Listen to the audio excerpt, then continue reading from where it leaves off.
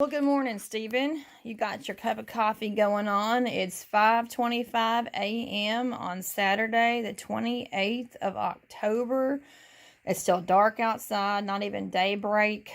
So you've done your 10 or finishing up your 10-hour break here at the house. You came in last night about 7:30ish. So what's on the agenda today? I got to put in 600 today and 600 tomorrow. I got a 3:30 appointment on Monday at Meade, Colorado, which is basically Denver, Home Depot. So then I got to get over to Ogden, and I got a 4:30 appointment in the next day. So Home Depot is that you can't have just deliveries whenever with Home Depot. You have to have specific. No, it's all by appointment, and they generally don't let you in early. Sometimes, on occasion, there's one that I went to that would. I don't think it was a Home Depot though. I think it was the other one. Your friendly neighborhood. Ace Hardware. Yeah, Ace Hardware. Ace is the place. Yeah. Well, let's talk about that sneaky drop that they tried to put in on you. The sneaky drop? Well, I booked the load, and when we were discussing the load, there was no mention of Meade, Colorado. And so I spent the day after sending it to Monica. She said, well, yeah, we worked with them before. It'd be good. And pass credit and da-da-da-da. So I booked on out of there, out of the Charlotte area. And Charlotte, South Carolina. Gastonia. I was in Gastonia. And I booked up out of there and went on up to Bulls Gap. And the next morning I was looking at the email, and it had Meade, Colorado, first stop, second stop, Ogden. And I was like, what's this Meade, Colorado crap? So I called the guy and said, hey, there's a drop on here that there was no mention, and when we were negotiating. Yeah, negotiating. Sorry, ladies and gentlemen. It's early in the morning. Anyway, so I said there was no mention of this Meade, Colorado, and we were negotiating this load yesterday, so I don't know what's up with that. So, and I'd also need to drop our pickup number, so give me a call. Of course, that was like 4:30 a.m. No broker ever answers a phone call at 4:30 a.m.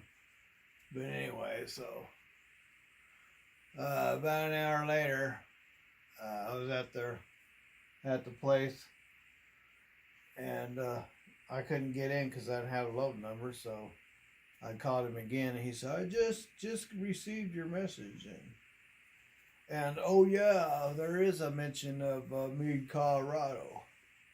I said, "Well, we made no discussion about that yesterday when we were negotiating the load." And he says, "Yeah, I know." He says, "I can pay money. I can pay you money." So we negotiated a price. And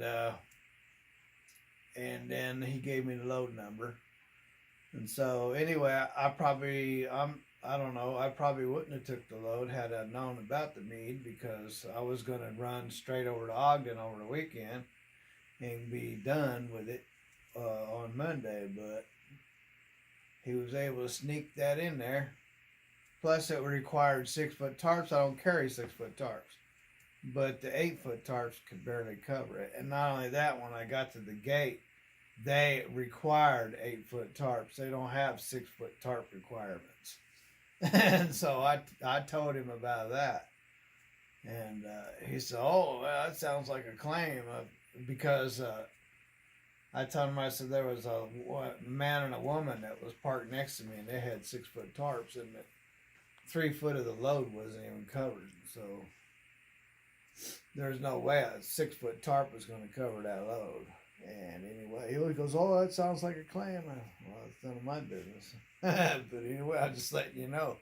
You said it required 6-foot tarps. They required 8-foot tarps at the gate, and 6-foot tarps would have no way to even come close to carrying it.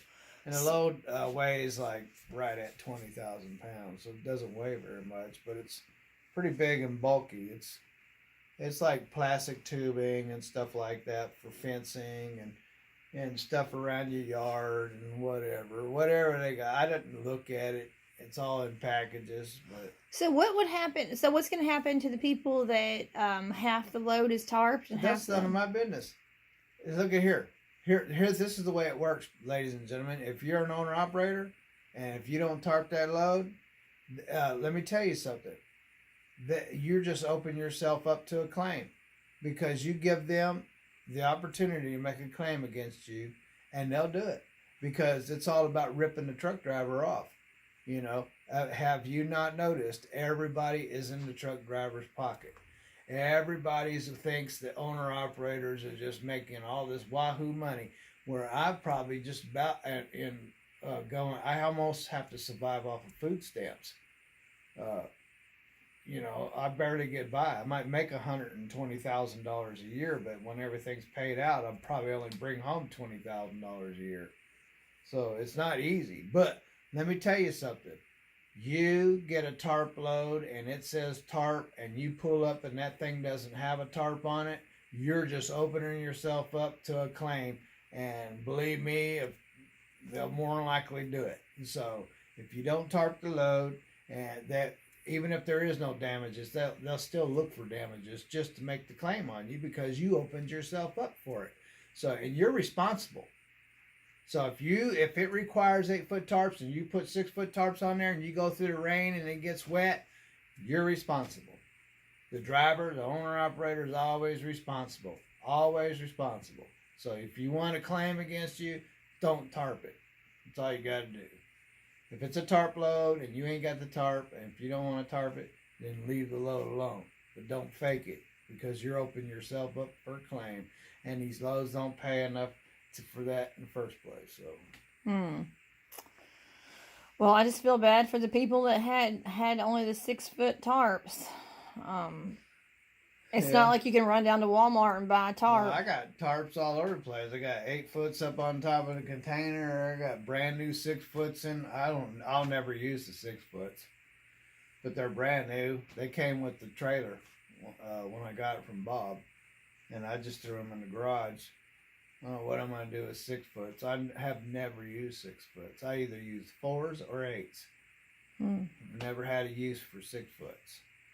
And so 6-foots take up too much room, and they don't cover an 8-foot load. So what's the purpose? Well, that's an interesting way to analyze it. So tell me about the education that you gave me in the invention of the dually yesterday. The 2 tires. Well, the dually, the whole purpose of the dually was so back when they first started transporting with trucks, you know, it's back in the day, you may go, it'd take 100 to 200 miles before you found another place to get tire service or any kind of service. And so that's where they came up with the dually. If you got a flat, the one tire would carry the other. And so that way you can limp on to the next truck stop, which might be, because back in the days, they weren't everywhere. They were far apart. And that way you can limp on to the next service and get your tire repaired. And that's how you were able to drive 50 miles with a blown tire yesterday. Well, and that's why I would never have super singles. So, I mean, because you have a super single and you get a blowout, you're done. You ain't going anywhere.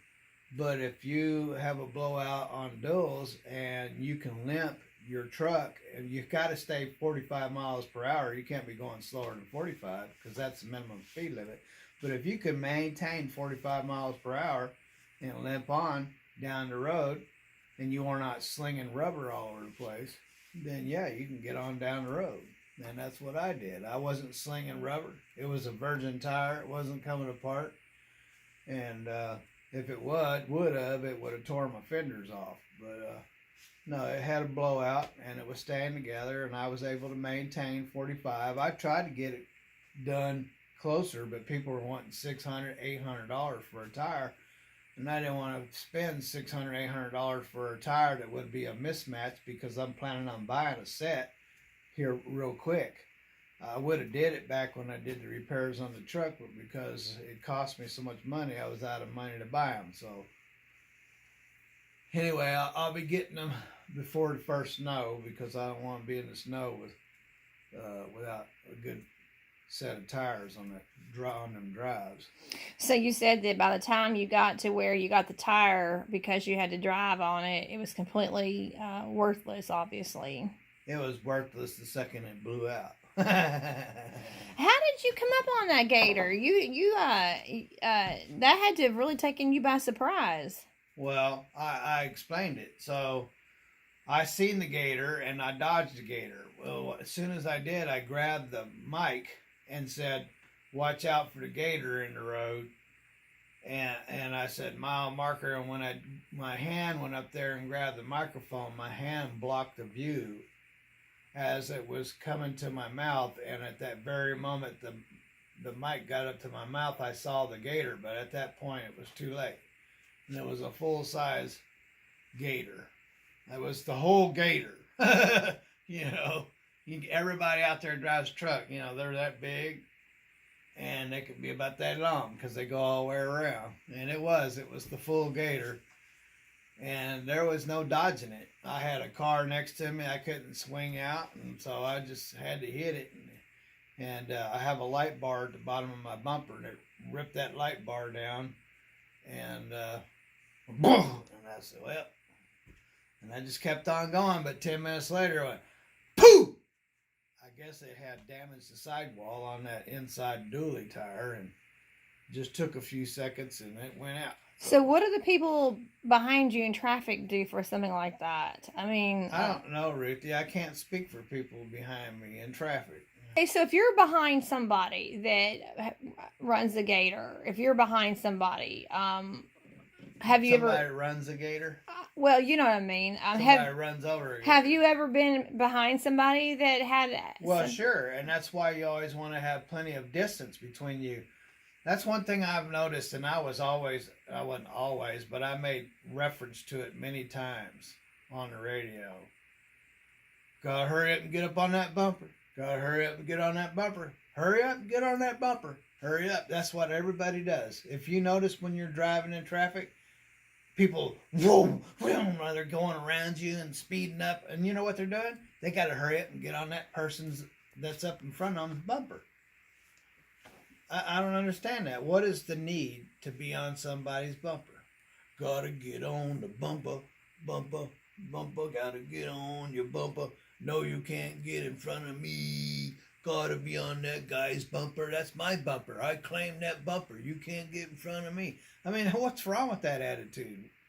Why do you have that attitude? Don't you know that attitude is what causes accidents when you're following too close and you don't let nobody merge in front of you?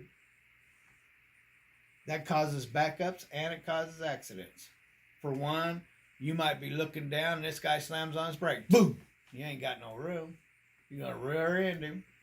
How many times does that happen all day long, every day? And then, if somebody sees a gator and they swerve and miss it and you're right up behind them, bam, you get the gator. Or if there's something up in front of him, he moves and bam, you hit whatever it was. So, I mean, that's just very unsafe for you to drive on somebody's bumper, but that's the way the majority of the people drive, even truck drivers. It's like I always fall way behind. I leave 2 or 3 dozen trucks. I always follow at a distance because I'm not all about that. Gotta get on that bumper. I'm not about that because when I was a young man, I used to drive like every other idiot, and race around. Whoa, I gotta get on that bumper. And I stayed stressed out, and I was constantly slamming on my brakes and stuff. And it just, you're just miserable, tensed, and stressed, trying to get somewhere, and you can't get nowhere because there's bumpers in front of you. Talk And about. so, you know, as I got older, I was just like, man, forget all that. I'll stay back here. Y'all can do all that crap. Well, talking about bumpers, talk about that Nashville traffic. What about Nashville traffic? Well, you said that it's just getting worse, and in fact, Nashville Traffic is getting worse everywhere, particularly around cities. Nashville is also called Smashville. It's not just Nashville anymore. It's Smashville for a reason. Not Smashville, silly girl. It's called Crashville. Oh, well, I mean smash and crash, bing and bong and bang. Well, I mean, there's a reason for it, and you said it's like just bumper to bumper, talking about bumpers, people on each other's bumpers. Yeah, well, I got to get out of here. I got 15 minutes to get hooked up and get out. Yeah, that will be your 10 hours. So that's twice this week that you've passed through in and out. That's twice. That's unusual to have that happen twice where you're passing through. Yeah, well, I don't like running on this part of the country, but because there's so much traffic. So, but when you're chasing freight, sometimes it just takes you places where you don't want to go. Well, we better cuddle up and have our last cup of coffee together before you head out.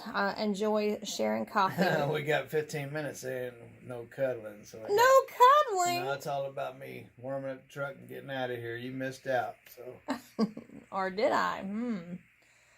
Anyway, I love you, Stephen, and I'm very, very proud of you. And I know that it's just not easy to do what you do, and you are our sole breadwinner, and I'm very, very proud of what you do for our family to support us and take care of us. All right, there's a toe up.